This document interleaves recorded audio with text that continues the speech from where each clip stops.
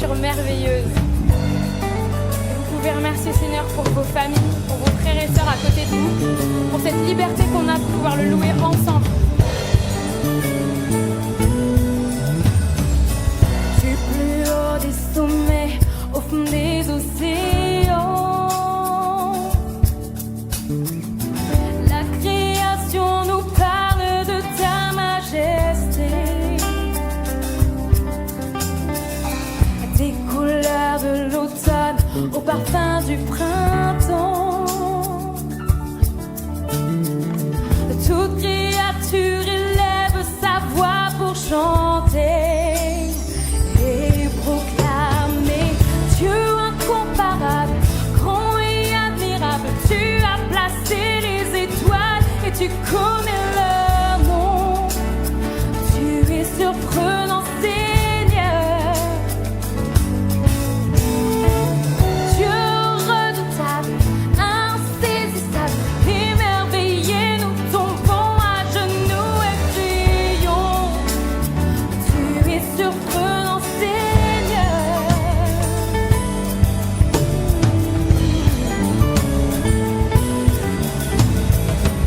Qui a tracé la route aux éclairs dans le ciel? Qui a vu les réserves de neige et de pluie? Qui a donné naissance à l'éclat du soleil? Mis le voile pour offrir la douceur de la nuit. Oh, quel mystère, Dieu incomparable, grand et admirable. Tu as placé les étoiles et tu connais leur nom. Tu es surprenant, Seigneur. Dieu redoutable, insaisissable, émerveillé, nous tombons à genoux et crions. Tu es surprenant, Seigneur.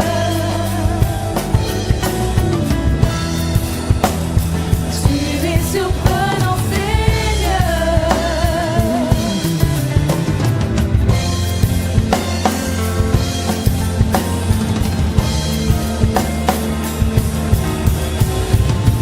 Dieu incomparable, grand et admirable. Tu as placé les étoiles et tu connais leur nom.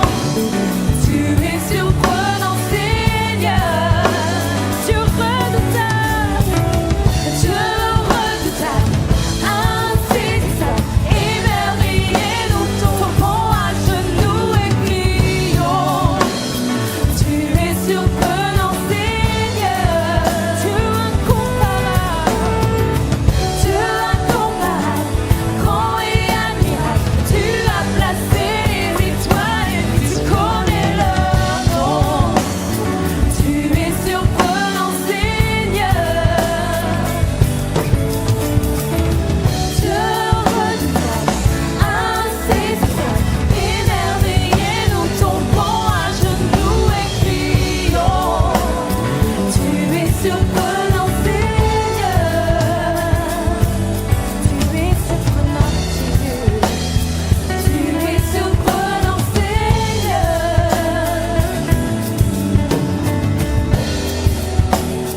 Tu es surprenant, Seigneur.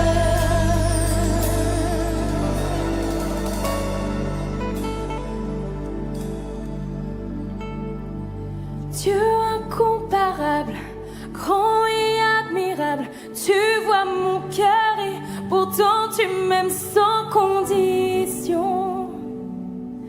Tu es surprenant, Seigneur. Encore une fois, Dieu incomparable, grand et admirable, tu vois mon cœur et pourtant tu m'aimes sans condition. Tu es surprenant, Seigneur.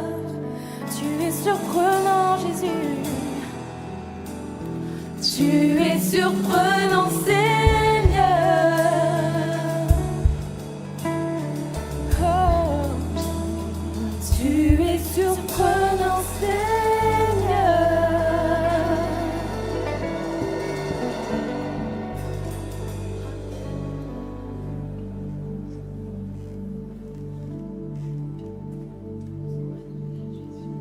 Seigneur, tu n'es pas seulement surprenant, tu es indéfinissable. Et c'est toi que nous voulons servir, c'est toi que nous voulons louer, c'est toi que nous voulons honorer de tout notre cœur.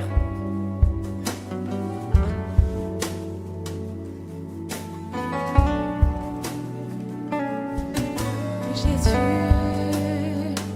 tu es notre plus cher désir.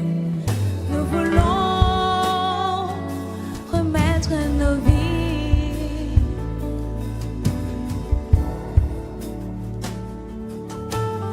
Mon plus cher désir, c'est tout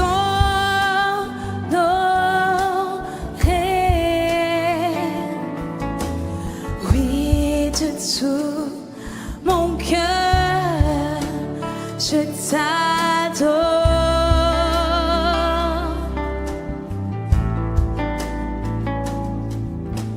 Tout ce qui est en moi te glorifie.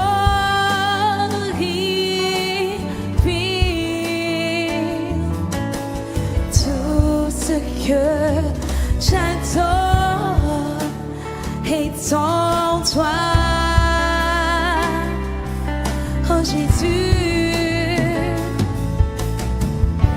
Je te donne mon cœur, je te donne mon âme, et je vis pour toi seul chaque instant de ma vie, jusqu'à la fin de mes jours.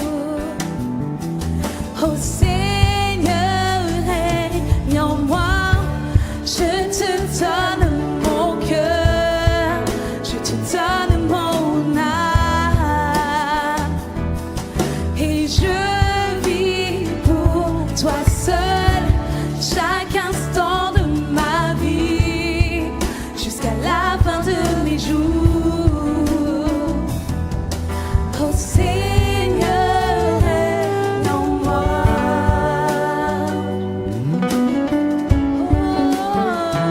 Oh, règne en moi.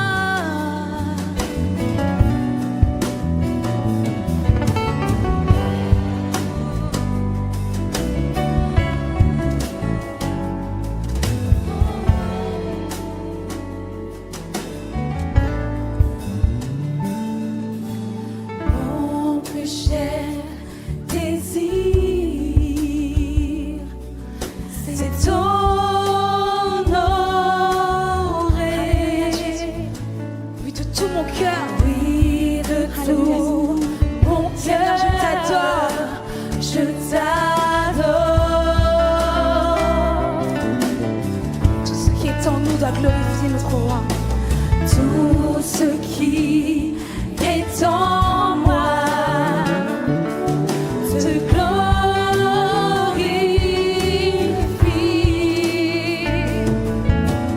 Tout ce que j'adore est en toi, oh Jésus. Je te donne ma vie, je te donne ma âme,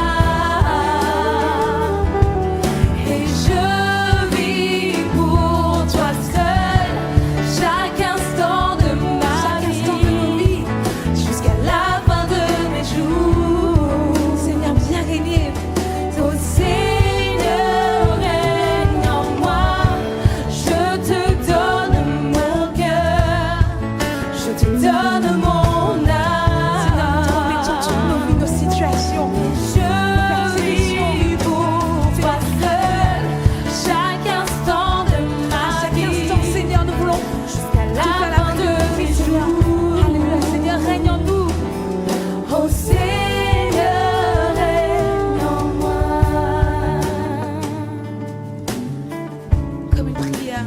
Alléluia, quelle prière! Lorsque tu dis Seigneur, jusqu'à la fin de mes jours, règne en moi. Est-ce que vous réalisez ce que ça implique dans votre vie?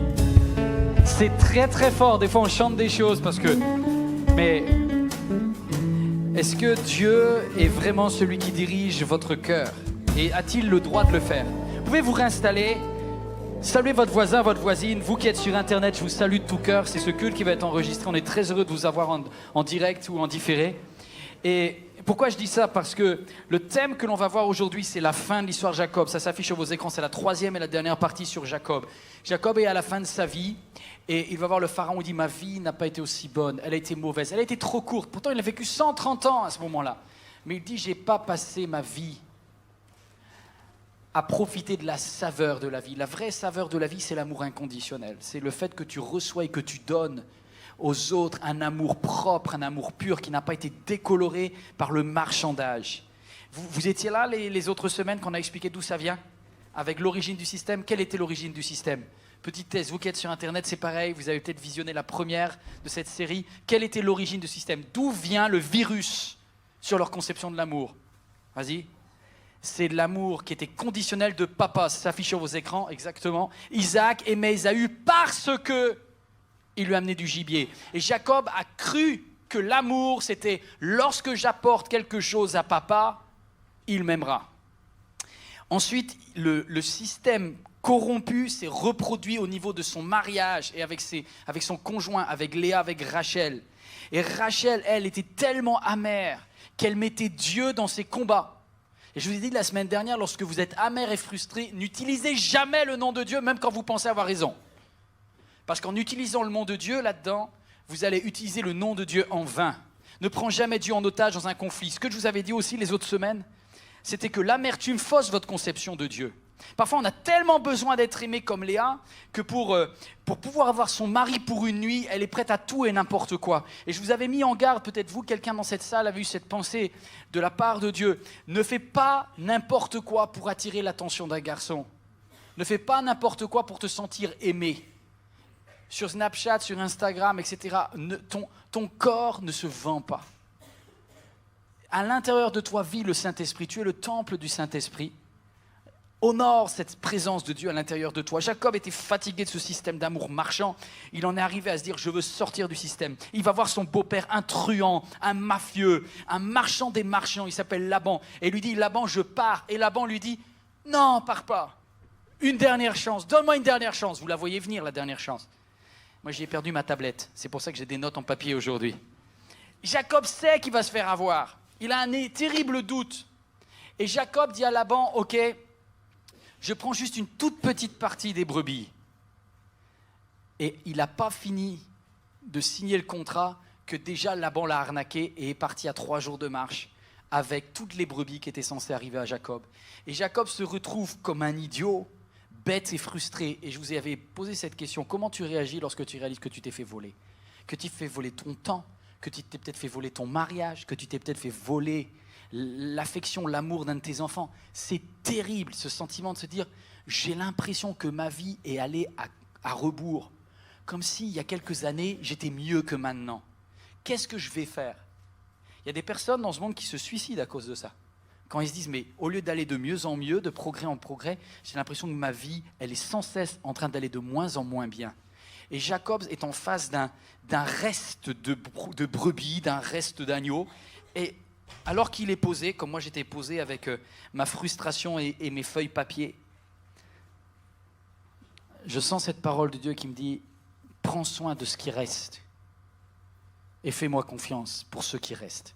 Ce que l'ennemi t'a pas volé, prends-en soin. » Et il est dit que Jacob prit soin du reste du troupeau de Laban. C'est même pas son troupeau, mais il va en prendre soin. Il va faire comme si, il va mettre son excellence, si vous étiez là la semaine dernière, à prendre soin de ce qui lui reste. L'excellence à prendre soin de ce qui lui reste.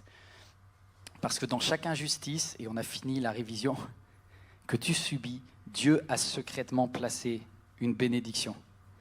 Dans chaque injustice que tu subis, que je subis, Dieu a placé secrètement une bénédiction. Il faut la chercher, hein. Il faut la chercher. Qui c'est qui a des enfants dans cette salle? Si vous pouvez lever la main, vous tous les héros, les champions. Alors, tous ceux qui n'ont pas d'enfants, vous dites, il n'y a aucun mérite à avoir des enfants. C'est formidable, les enfants. Mais bien sûr, c'est formidable quand ils ont moins de 2 ans.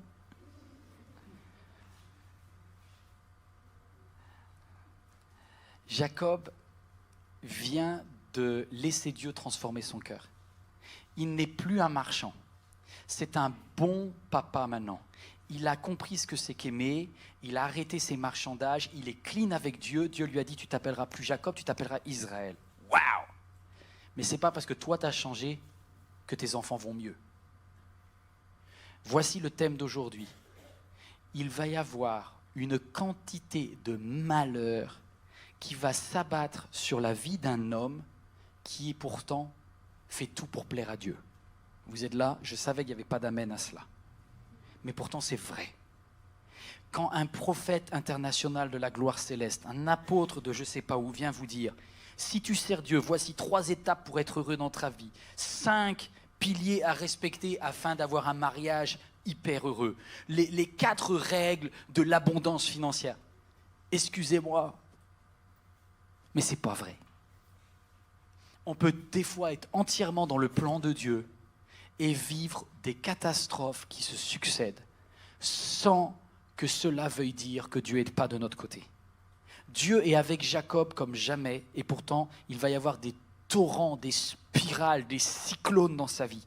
On commence avec le... C'est pas très encourageant, c'est ça? Vous voulez pas? Il n'y a pas de suite. La suite, c'est ça. La Bible nous parle de ça. La Bible ne nous dit pas que Jacob va vivre dans du bonheur et de la félicité. Elle nous dit qu'à partir du moment où Jacob s'appelle Israël, il va prendre plein la figure. La première chose qui va se passer, j'ai marqué, mon 4, c'est les fruits du système. Enfants de malheur. Normalement, quand on a des enfants, c'est pour le bonheur. Eh bien, les enfants de Jacob, ça va être quelque chose. Parce qu'ils ont été élevés à l'amertume, alors ils vont pousser de travers.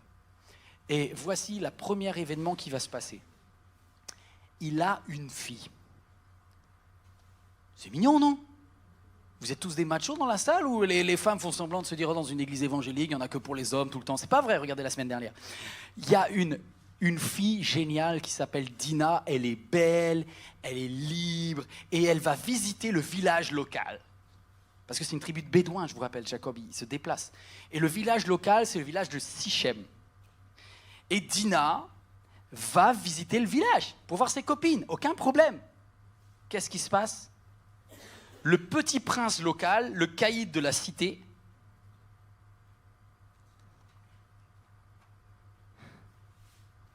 vit Dina, verset 2.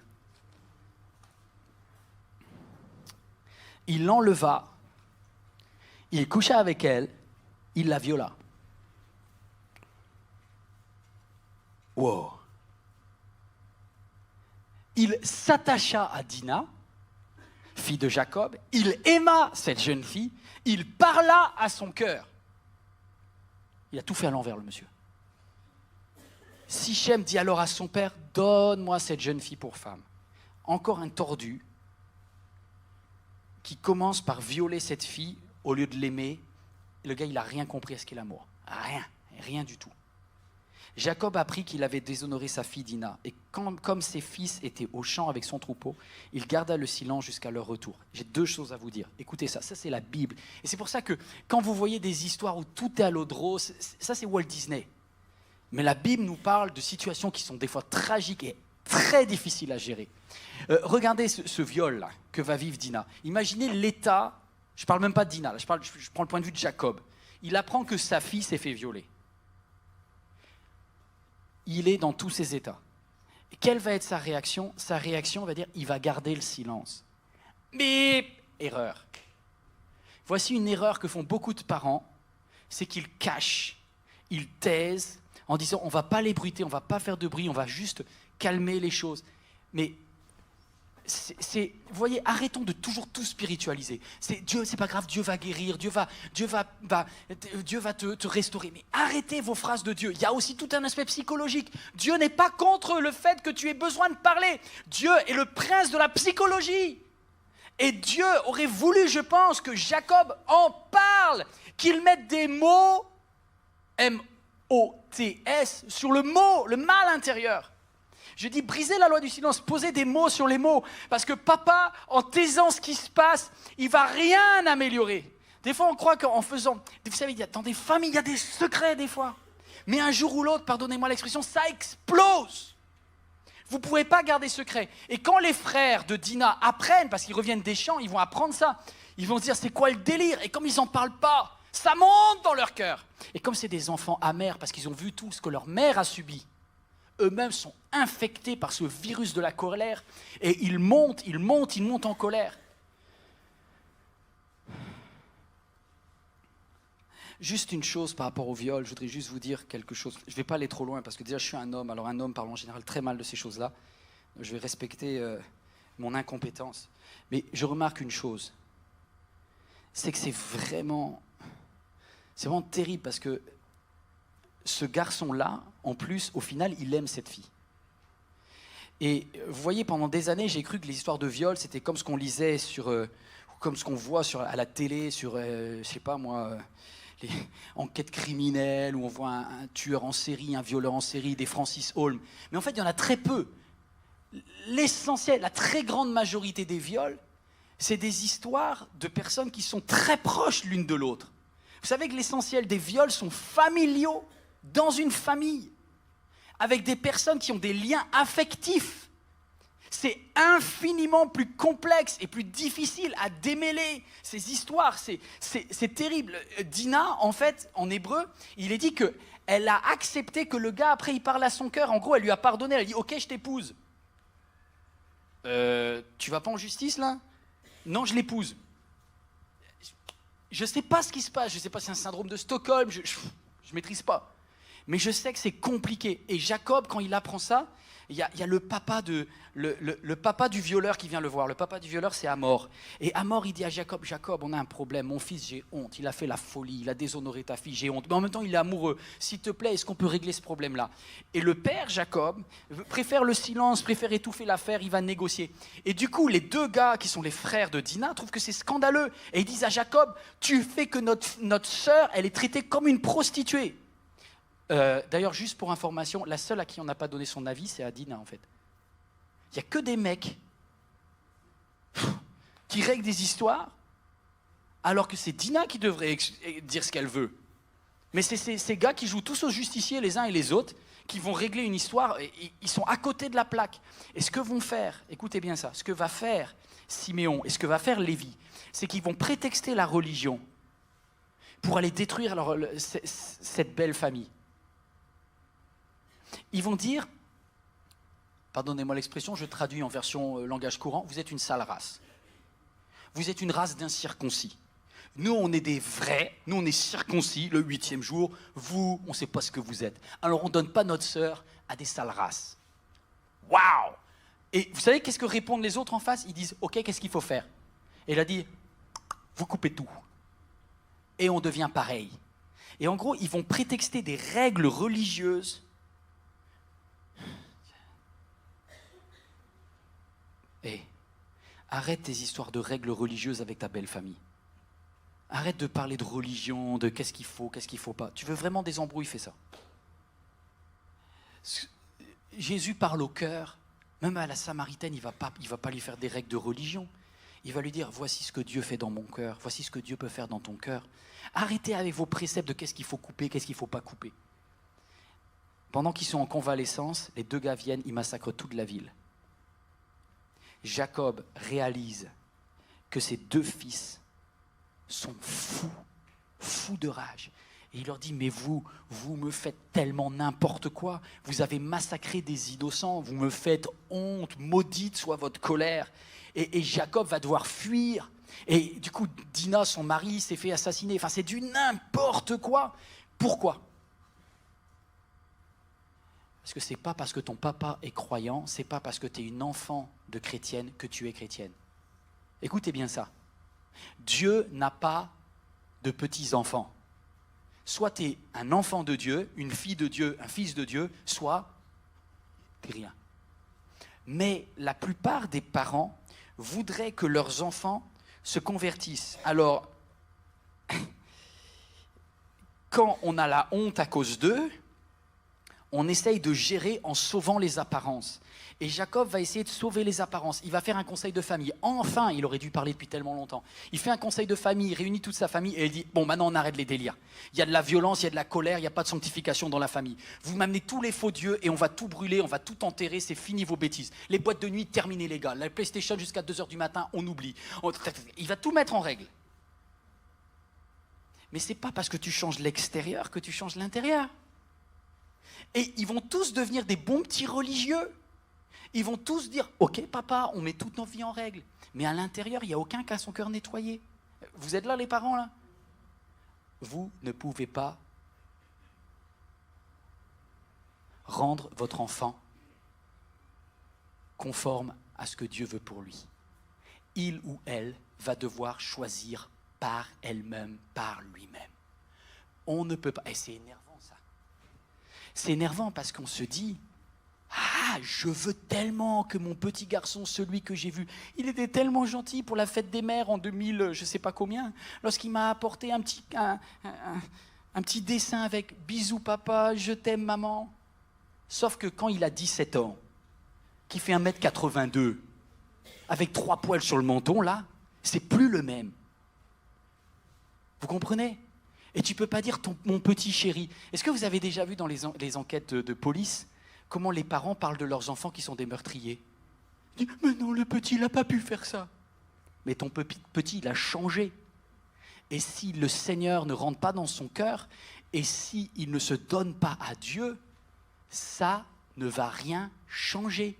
Tu pourras lui dire, tu sais, on met des jupes de bonne longueur, on ne met pas ceci, cela, on ne regarde pas n'importe quoi. Tout ça, ce sont que des règles. Si le cœur n'est pas changé, ça va sentir mauvais à l'intérieur. Vous pouvez faire toute la religion du monde, faire les meilleures prédications, ils peuvent être très sagement à la chorale, il peut être sage en train de lire la Bible quand il te voit et que tu ouvres sa porte, il peut faire semblant de lire sa Bible le soir. Si à l'intérieur, il n'a pas donné son cœur à Dieu, c'est foutu. Et mais c'est très déprimant ce que vous me dites, pasteur. Qu'est-ce que je peux faire en tant que parent? Ah, je le vois venir. Vous allez me dire, il ne reste plus qu'à prier alors. Non, il y a quelque chose d'autre que tu peux faire. Écoutez bien les parents. Ce que tu peux faire, puisque tu ne peux pas faire le choix à sa place,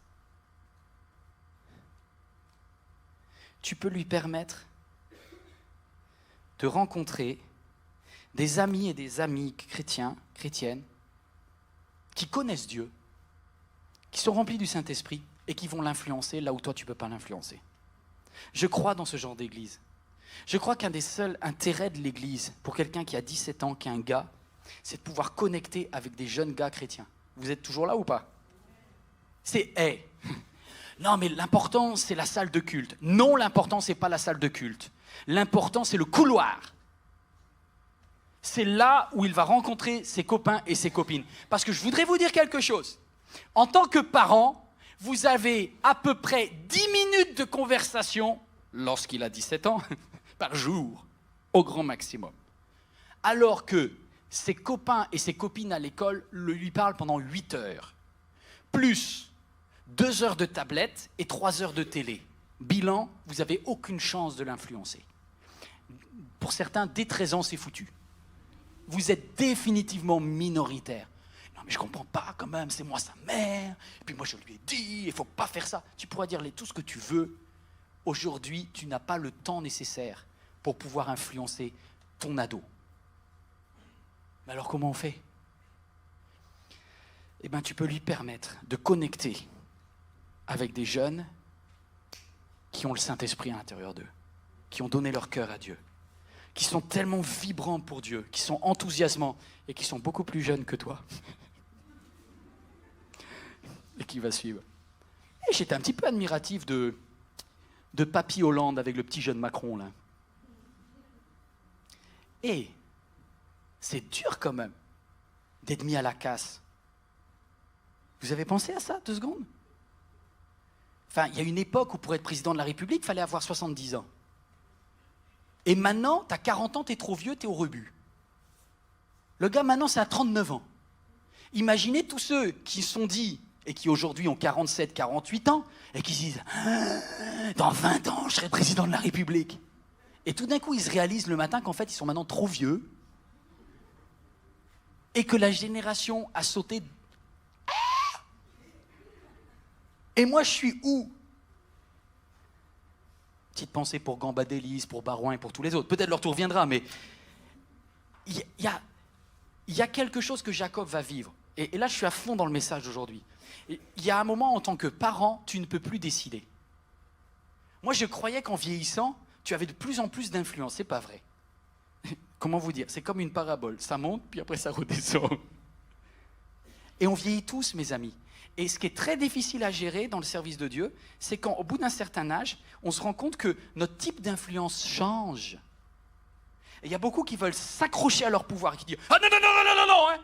Tant que je serai vivant, hein, il ne se passera pas ça !» Tu peux crier, tu peux hurler, tu peux imposer, tu peux couper, tu peux même enfermer ton ado dans sa chambre. Si le Saint-Esprit ne le touche pas, c'est foutu. C'est foutu. Ouh, c'est chaud aujourd'hui.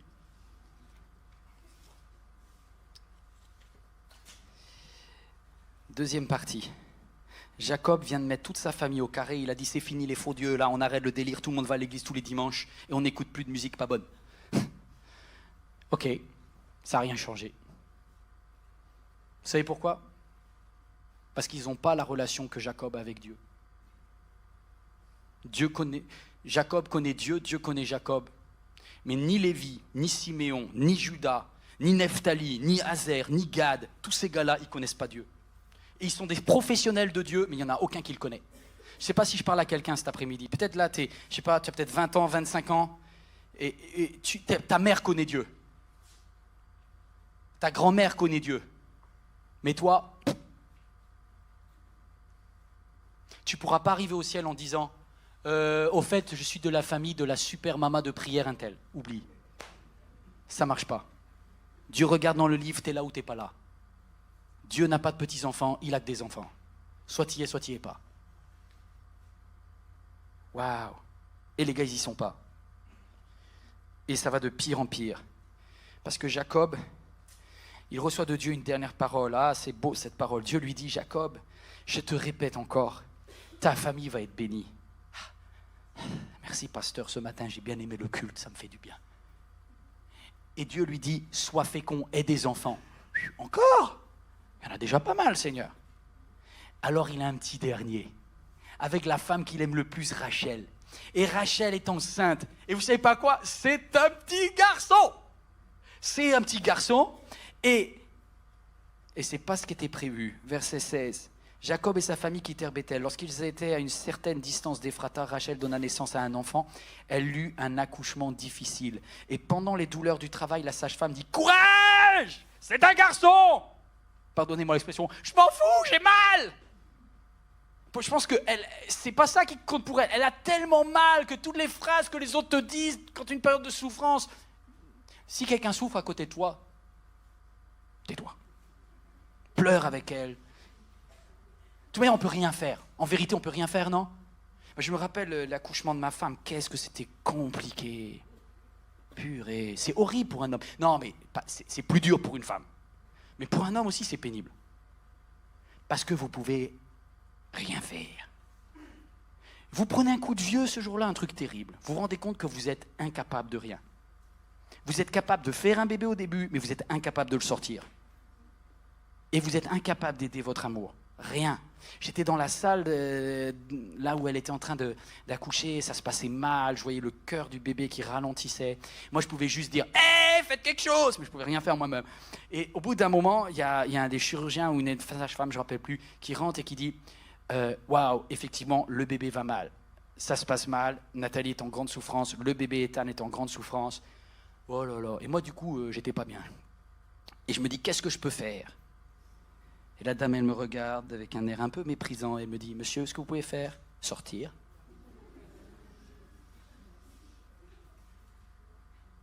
Je sors alors. Et là, il te reste. Tu peux prier et attendre. Et la vérité, c'est ça. La vie, c'est ça. Ouais, mais pasteur Yvan, vous avez oublié le combat spirituel. Non, là, il aurait fallu faire des études de médecine, là, pour le coup. Mais c'est trop tard pour commencer. Vous savez, il y a des moments où on ne peut pas toujours dans nos églises dire « tout se règle par la puissance du combat spirituel ». Non, il y a des choses, ça arrive, quoi. Arrêtez de croire que Jacob, c'est pas quelqu'un qui prie. Jacob, il prie. Jésus aussi, il aurait pu dire « combat spirituel, je chasse les Romains, je ne vais pas à la croix ». Non, le combat spirituel, c'était d'accepter d'aller à la croix. Vous êtes toujours ici? C'est dur, hein, ce que je dis, hein, mais c'est ça la vérité. pour ça que... Ah, Jacob, qu'est-ce que tu peux faire? Rien. Pourquoi Dieu reprend ta femme? Je ne sais pas. Est-ce que Dieu peut sauver Rachel? Oui. Est-ce que Dieu va sauver Rachel? Non. Pourquoi il le fait? Vous savez, vous avez chanté tout à l'heure. Dieu, c'est mon désir de t'honorer, je te donne ma vie. Tu es ma raison de vivre. Vous êtes d'accord avec ça? Attendez, on va juste faire un point ensemble. Le jour de ton baptême, tu t'es engagé parce que tu voulais que Dieu fasse réussir ta vie? Est-ce que tu lui as dit, Dieu, je m'engage pour que ma vie soit meilleure? Ou est-ce que tu t'es engagé pour que ton cœur soit meilleur? C'est pas pareil, hein? Sinon vous n'avez pas signé le bon contrat. Le contrat de baptême, c'est pas je prends mon baptême, je me plonge, j'abandonne les choses anciennes et je redémarre à une vie nouvelle. Ce n'est pas pour avoir une vie meilleure, mais c'est pour que mon cœur soit meilleur. Et parfois Dieu va permettre qu'il y ait des épreuves pour changer mon cœur. Dieu n'est pas quelqu'un qui va te dire, puisque tu m'as choisi, maintenant, succès sentimental, succès financier et succès au travail, le bon, le trio dans l'ordre. Non, Dieu dit, je vais utiliser chaque chose de ta vie pour façonner en toi l'image de Christ, qui n'a pas eu une vie super, entre nous soit dit. Vous comprenez cette idée-là? Vous avez le choix de comment vous allez réagir à ces vagues de pression. Il perd sa femme, et après vous allez me dire, franchement, avec ça, il en a assez. Eh ben non, il perd son père. Il va faire 2 enterrements la même année. Je ne sais pas si ça arrive à quelqu'un, ça. 2 décès coup sur coup. Déjà, 1, vous en remettez pas, mais 2. Et quand il enterre son père, vous savez, la Bible, c'est un livre extraordinaire. Ça, c'est le chapitre 35. 35, il enterre sa femme, et quelques versets après, il enterre son père. Jacob est un homme brisé. Il pleure, point barre. Et le chapitre 36, ça n'a rien à voir. Le chapitre 36, l'histoire de Jacob s'arrête. On parle de l'histoire d'Édom et d'Ésaü. Et je me suis dit, mais c'est bizarre, parce que d'habitude, l'histoire, elle se suit de chapitre en chapitre. Vous êtes d'accord avec moi? Normalement, c'est une suite logique. Et c'est comme s'il y avait une pause, et ça reprend un chapitre plus loin. Pourquoi? Parce qu'il faut un certain temps pour guérir de certaines souffrances. Pardon, pour apaiser certaines souffrances.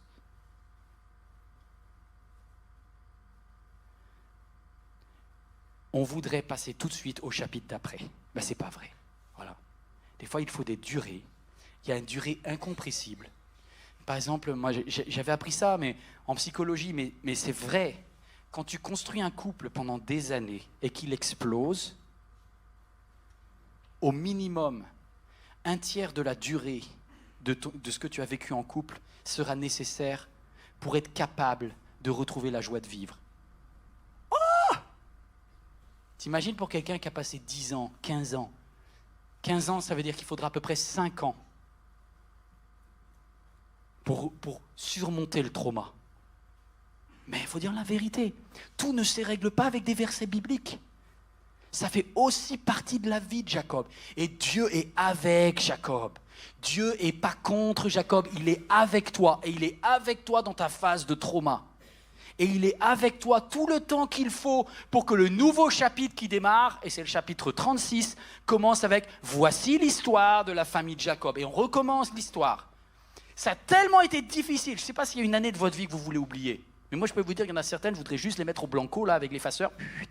Vous effacez cette année. Cette année n'a jamais existé. En fait, elle a existé, et il faudrait une certaine durée pour pouvoir l'avaler. Et voilà que Jacob voit un de ces gars, il a, à ce moment-là, il a 12 fils. Et il a notamment un fils qui lui ressemble. Son nom est Joseph. Pourquoi je dis ça? Parce que Joseph, c'est une copie de son père. Vous savez, son père traînait dans les jupons de sa mère quand il était petit. Vous en rappelez les autres prédications. Jacob, c'était celui qui restait près de maman, qui restait faire les petits cancans, qui était plus intelligent qu'Ésaü. Ésaü avait les biceps, mais Jacob, lui, il avait l'intelligence. Et Joseph, c'est exactement ça. Joseph n'a pas les biceps de Lévi ou les biceps de Siméon. Mais Joseph, il est super fin, il est intelligent. C'est un littéraire. Il y a des littéraires ici, il y en a qui ont fait des bacs L. sais pas si quelqu'un qui a fait un Bakel. Je vais me moquer un peu de vous, mais c'est pas grave, c'est ok. Mais Joseph, c'est du genre... Non, et puis j'ai vu des étoiles. Il y a des étoiles qui se prosternent devant la lune. Puis j'ai vu des gerbes de blé qui s'inclinent comme ça.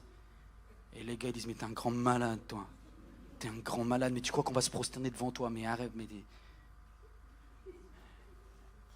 Et Jacob, il trouve ça mignon, quoi. En plus, il l'a eu quand il était un peu vieux. Il y en a qui sont les derniers de la famille ici. Des numéros 3, des numéros 4. Assumez, hein. Et demandez aux grands frères ce qu'ils pensent de vous.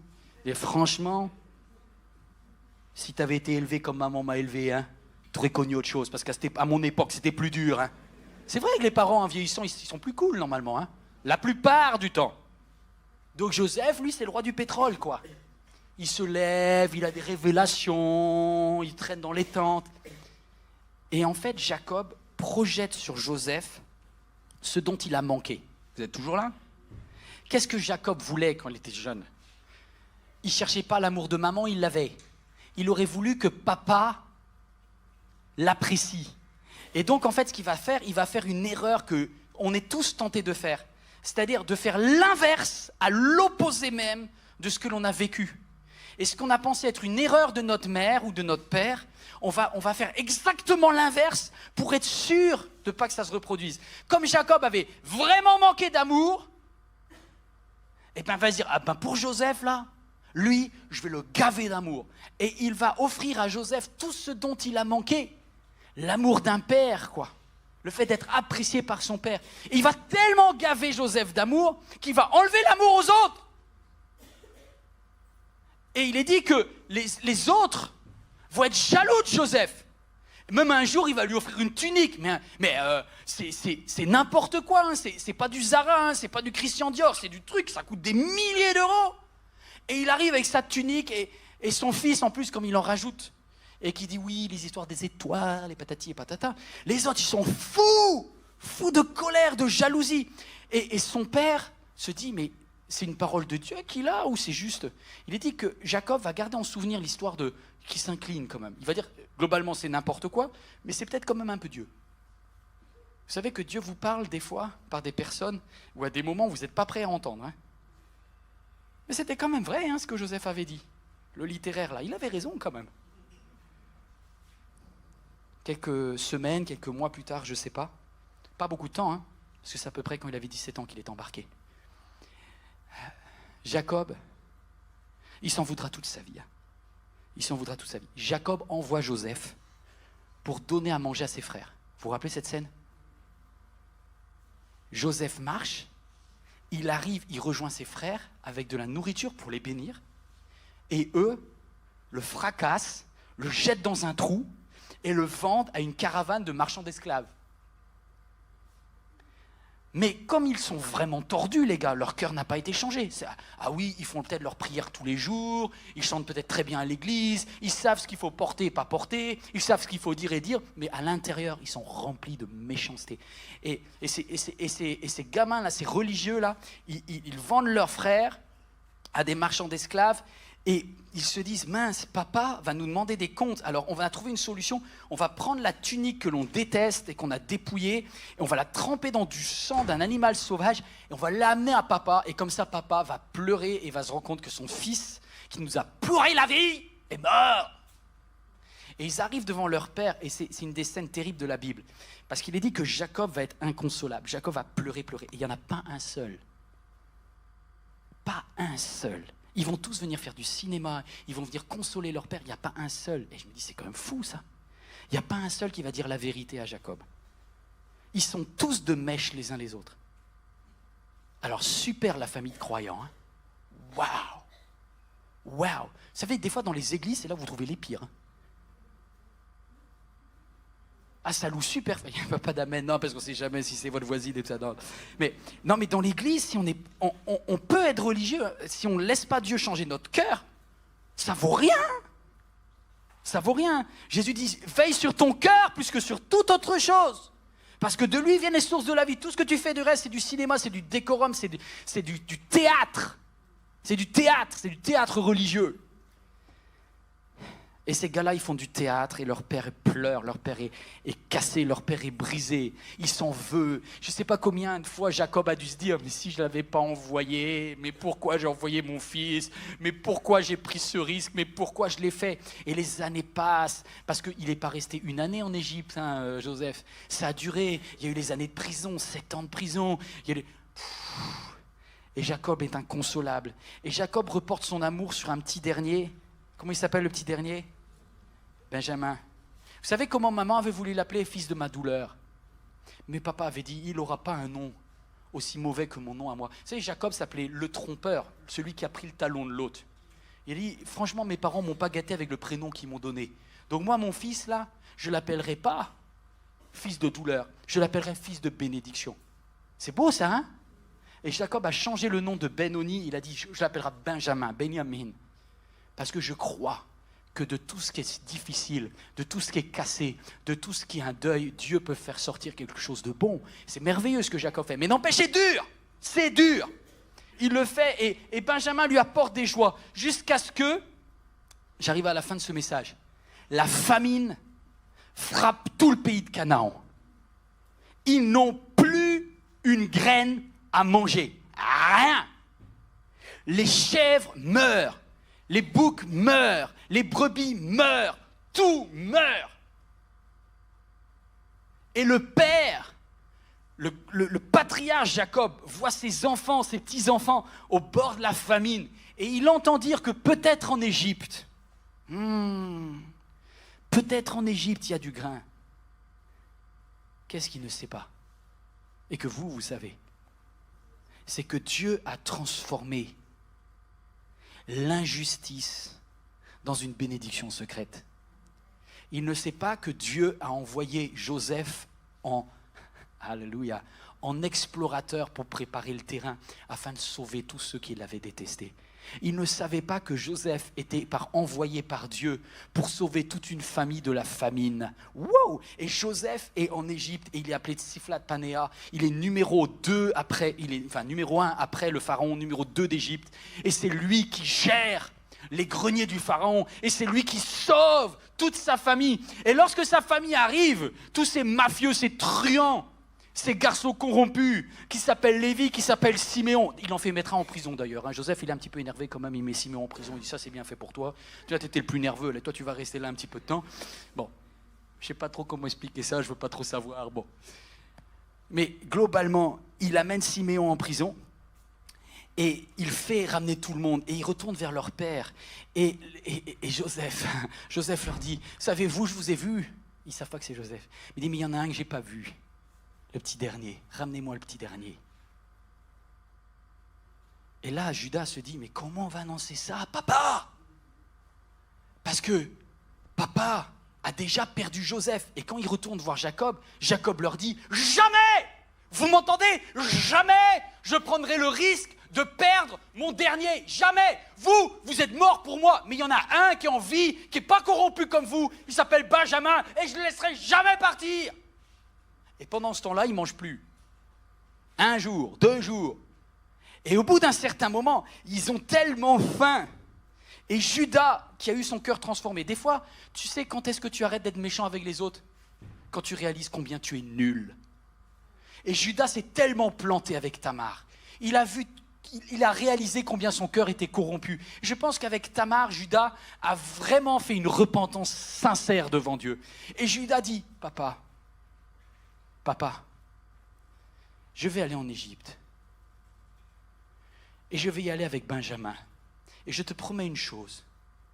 Maintenant, j'ai compris ce que c'est que l'amour. Et s'il faut mourir pour Benjamin, je mourrai pour Benjamin. C'est fini l'amour conditionnel. Moi, je suis prêt à donner ma vie. Ah, c'est beau ça. Et ça touche le cœur de papa. Et papa Jacob, cette fois-ci, il y croit. Et il dit, c'est la dernière phrase. Il dit, je vais aller là-bas, vas-y, emmenez. C'est le 57, verset 13. 57 diapos, voilà. Emmenez votre frère et partez, retournez chez cet homme. Que le Dieu Tout-Puissant le rende favorable à votre égard. Et comment se fait-il que Jacob a accepté? Vous savez pourquoi? La slide d'avant, il accepte de réapprendre à vivre. Et il a 130 ans. Il a 130 ans. Et il accepte de dire, je suis prêt à prendre le risque de vivre. Voici la fin de ce message et cette série sur Jacob. Tu as tellement été blessé. Il est sa fille violée, enterré sa femme, enterré ses parents, son fils, qu'il pense avoir été dévoré par une bête sauvage à cause d'une mauvaise consigne qu'il lui aurait donnée. Il y a de quoi devenir fou, mes amis, non? Non? Vous avez souffert comme ça? Expliquez-moi, hein? Parce que c'est un héros de la foi, cet homme qui accepte de donner encore une chance à Dieu. Et dans son vieil âge, il dit que l'Éternel... Non. Si à 130 ans, vous êtes capable de dire que l'Éternel bénisse ce voyage, et je crois que Dieu peut être favorable. Waouh! C'est la foi, mes amis. Et c'est pour ça que Dieu se fera appeler le Dieu d'Abraham, d'Isaac et de Jacob. Parce que quand même, ce Jacob, il a la foi. Il a la foi. Il est passé par tellement d'épreuves. Il a gardé la foi. Il a achevé la course, comme dirait l'apôtre Paul. Il dit, j'ai gardé la foi. Jusqu'au bout, j'ai gardé la foi. C'est extraordinaire de voir cette foi-là chez ce papy. Je voudrais vous dire, tu sais quand tu es guéri, que ton passé n'a plus de pouvoir sur toi, c'est lorsque tu es capable de ne plus être paralysé par tes peurs. Et tu dis, je crois que Dieu a encore des choses d'avance. Il arrive devant le pharaon, il dit, ma vie a été amère. Amère. Est-ce que tu peux me faire un plaisir à la vidéo? Est-ce que tu peux me mettre le verset sur le transport, le dernier transport? Le dernier voyage de Jacob, c'est un voyage où, alors qu'il est assis, il a 11 fils surexcités qui reviennent le voir et qui lui disent « Papa, on a une nouvelle de dingue !» Imaginez Benjamin. Il dit « Papa, j'ai vu Joseph !» Et Joseph est numéro 2 d'Égypte. C'est là où tu te dis, je ne sais pas lequel de nous deux est Alzheimer. Je dis, quoi? Et moi, je m'attends à ce que Jacob dise, alléluia, il sort de sa chaise et il commence à danser. Pas du tout. Il est toujours mort. Il est cuit. La Bible dit, il ne croit pas. C'est pas possible. Il a fait son deuil pendant tellement d'années. Il ne croit plus. Et vous savez ce qui va le faire revivre? Allez, c'est la dernière phrase. Après, je vous quitte. Qu'est-ce qui va le faire revivre? Est-ce que c'est les cadeaux que Joseph... Parce que Joseph il aurait tellement voulu bénir son papa depuis des années. Il a fait envoyer de l'or, il a fait envoyer de l'argent, il a fait envoyer de l'encens. Il dit, au cas où papa soit encore un marchand, je lui amène pas mal de biens. Mais Jacob, il a fini avec cette histoire de marchandage. Les marchands d'amour, c'est fini pour lui. Jacob, c'est un homme neuf, c'est un homme de 130 ans, mais c'est un homme qui est droit maintenant dans son cœur. Et ce n'est pas les cadeaux qui le touchent. Ce qui va toucher le papy Jacob, c'est quand il va voir que Joseph lui a amené un chariot pour le transporter. Il est dit, leur père Jacob se ranima. Parce qu'il va se dire, aucun cadeau, aucune bénédiction n'a la saveur de se sentir aimé. Alléluia. Le Fils m'aime. Je voudrais te dire une chose en terminant cette série. Tu sais quelle est ta chance? C'est que le Fils, il t'aime. Et il t'a préparé un chariot privé pour le dernier voyage de la vie. Mes amis, vous êtes tous dans un chariot. Et ce chariot a été affrété par le Fils bien-aimé. Celui qui a payé et qui a pourvu pour que vous ne soyez pas dans une famine. Ce fils ne s'appelle pas Joseph, il s'appelle Jésus. D'ailleurs, ils sont de la même famille. Ce fils n'est pas le roi d'Égypte, c'est le roi des rois. Ce fils, c'est celui qui a tenu bon quand toi tu craquais. Ce fils, c'est celui qui a gardé l'espoir dans la prison alors que toi, tu te laissais avoir dans ta prison du désespoir. Ce fils, c'est celui qui disait « Je pourvoirai à tous tes besoins selon ma richesse avec ma gloire. » Ce fils a pourvu pour ton voyage dans la vie. Ne t'inquiète pas, ton fils a pourvu. Ce fils a pourvu. Quand on va arriver là-haut, en face de Christ, je dis merci pour le voyage de la vie. Je sais que certains ont vécu des choses très difficiles. On va se lever maintenant, on va se lever un instant. Je sais que vous avez vécu pour certaines des choses très difficiles. Il y a des Dina ici dans ce lieu. Mais il y a aussi des Siméon, des Lévi, des gens qui ont été mangés par votre colère et vous regrettez ce que vous avez fait. Il y a dans cette église, ou vous qui regardez sur internet, des Jacob. Vous avez pris tellement de vagues, comme des claques dans la figure, que vous avez encore du mal à prier, vous avez du mal à faire confiance à Dieu. Je vais vous dire une chose. Dans chaque épreuve et injustice de votre vie, Dieu a caché une bénédiction secrète.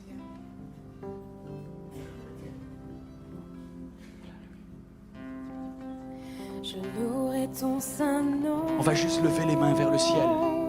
Seigneur, je louerai ton saint nom. Seigneur Jésus, toute ma vie. Je louerai ton saint nom. Je louerai ton saint nom.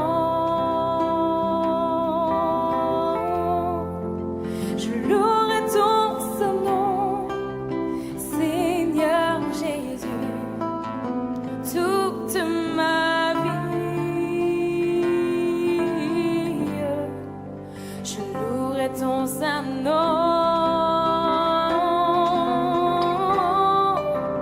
malgré les soucis de cette vie, malgré la tristesse et l'abandon, toute ma vie,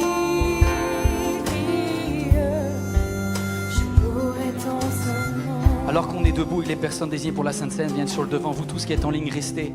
Je voudrais juste vous dire, à la fin de sa vie, alors que Jacob a 130 ans, il dit, ça n'a pas été joyeux. Mais ce qui est incroyable, c'est que Dieu a prévu pour lui 17 années de bonheur en Égypte. Et alors qu'il n'est plus la force qu'il avait quand il était jeune, il est tellement aimé. Et un jour, Joseph arrive avec ses 2 fils, Ephraïm et Manassé. Et Jacob dit, c'est qui cela? Et Joseph lui dit, ça c'est mes enfants, papa. Et papa Jacob, ah ça c'est beau. Hein. Il va dire, amène-les-moi, je vais les bénir. Je vais les bénir. Et il y a Ephraïm et il y a Manassé. Et Manassé c'est le plus grand et Ephraïm c'est le plus jeune. Et ils avancent et Joseph, qui est un homme de principe, on n'est pas numéro 2 d'Égypte si on n'est pas organisé. Le plus vieux d'abord, le plus jeune après. Et papa Jacob reste. Il voit rien, il est aveugle, mais il voit spirituellement. Et papa Jacob, il inverse ses mains. Le coquin. Pourquoi? Parce qu'il sait que des fois Dieu a des bonnes choses pour les plus jeunes. Et il commence, et du coup il y a Joseph qui dit, tu vois rien, tu t'es trompé, on inverse les mains. Et Jacob dit, non Joseph, parce que Dieu dit, Ephraïm le plus jeune est béni. Et je trouve que c'est un peu toute son histoire aussi. Quelque part, il termine en disant, tu vois, j'étais le plus jeune, j'étais béni. Et il prononce une prière de bénédiction. Et je voudrais que tu puisses, toi qui es là, toi qui es en ligne, prononcer une prière de bénédiction sur les personnes autour de toi. Dire, Seigneur, si je vois quelqu'un de plus jeune, quelqu'un qui a l'impression d'être mal aimé, eh ben, je vais l'aimer de façon inconditionnelle. Trouvez quelqu'un qui n'est pas aimable. N'aimez pas quelqu'un qui est aimable. Hein. Trouvez quelqu'un qui est vraiment détestable dans votre famille. Et commencez à dire, je vais dire du bien de cette personne. C'est ça l'amour inconditionnel. Si vous aimez les gens qui sont aimables, dit Jésus, quel mérite avez-vous? Les incroyants le font aussi. Mais si vous aimez sans être aimé en retour, c'est que vous avez compris quelle est la nature même de Dieu. Parce que Dieu vous a aimé alors que vous n'étiez pas aimable. Quand tu prends la Sainte Seine, tu dis, Seigneur Jésus, j'étais pas aimable lorsque tu es mort à la croix pour moi. Et tu es celui qui m'a aimé d'un amour inconditionnel. Alors change mon cœur. Ne rends pas ma vie meilleure, rends mon cœur meilleur. Alléluia. Malgré les soucis de cette vie, malgré la tristesse et l'abandon, toute ma vie, je louerai ton saint nom. Malgré les soucis